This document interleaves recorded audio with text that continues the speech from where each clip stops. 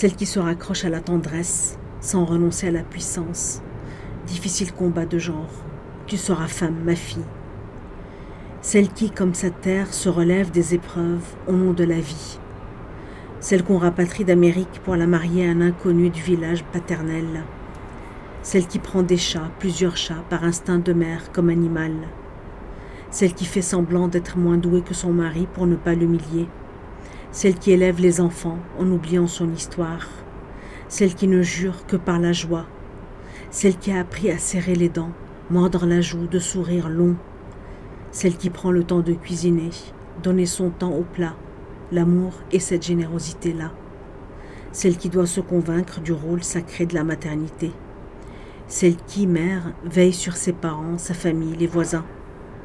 Celle qui deviendra mère et père à la mort précoce de l'époux. Celle qui prie comme simple hommage, acte de lien.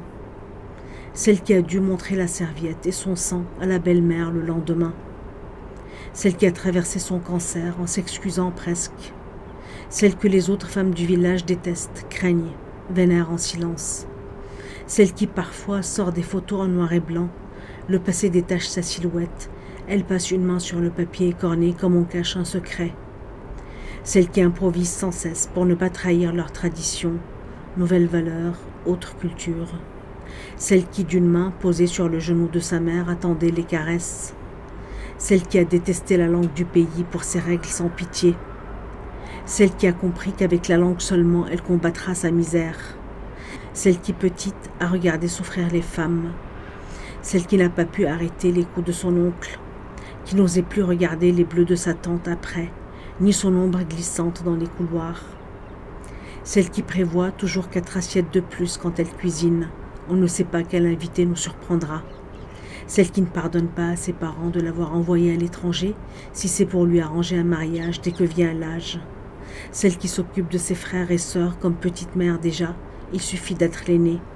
Celle qui ne sait pas comment et par quelle grâce sa résistance ne s'épuise pas.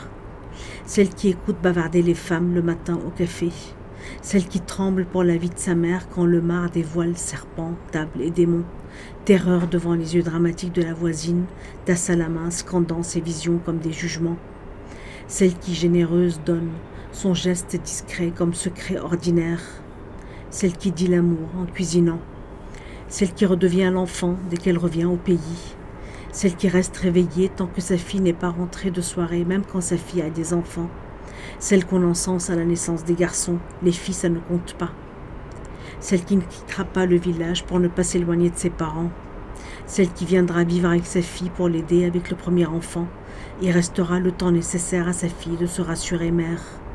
Celle qui resculpte son visage comme on construirait un temple à partir d'une maison. Nez, lèvres, joues. Celles qui finiront une pour s'être rêvé même visage modèle. Celle qui sillonnera le pays pour trouver le médicament de son père en temps de pénurie. Combien de pharmacies implorées. Celle qui retrouve sa chambre d'adolescente, conservée intacte malgré les années. Celle qui partagera la maison de sa belle famille les premières années de mariage, le temps de s'organiser. Impression d'avoir épousé une famille entière, dira-t-elle en riant, pour ne pas incriminer son mari. Celle qui veut que les autres femmes souffrent d'injustice comme elle. Celle qui sait sa douce puissance derrière les lois des hommes. Celle qui s'enferme dans les toilettes pour éviter les coups de son frère. Celle qui prévoit une année de nourriture par peur de manquer. La guerre et ses drames seront toujours là.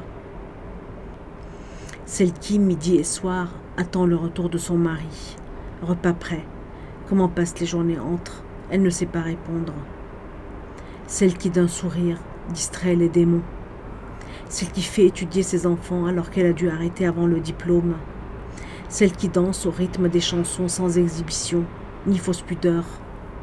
Celle qui reprend l'accent dès que l'avion atterrit à Beyrouth. Celle qui se remaquille, s'habille après journée pour accueillir son mari le soir. Celle qui a regardé cuisiner sa mère comme si les plats étaient des œuvres personnelles. Celle qui a observé sa mère pour apprendre la magie. Recette comme formule occulte. Celle qui a peur de mourir d'une mauvaise mort si elle rate une messe. Celle qui monte tous les jours soigner sa mère qui ne la reconnaît plus. Celle qui prétend être malade pour éviter le désir de son mari. Celle qui préfère l'oubli à l'amère rancune, celle qui préfère l'oubli au ressassement qui immobilise, celle qui cuisine la nuit parce qu'elle travaille en journée, les temps ont changé, celle qui s'interdit de manger pour maigrir, celle qui ne renonce pas entre acharnement et acceptation. Les solutions ne sont pas toujours idéales, mais mises en mouvement. Celle qui se méfie du mauvais œil, elle a des preuves. Celle qui vivra chez ses parents tant qu'elle ne sera pas mariée. Celle qu'on traite de garçon manqué et qui fera tout pour ne pas manquer sa vie. Celle qui prévoit pour 20 personnes quand elle invite les parents de son beau-fils et qui s'inquiète de ne pas avoir assez cuisiné. À toutes celles qui circulent entre tous ces paradoxes, gestes sacrés et anodins, à l'étrange grâce qui toujours nous sauvera.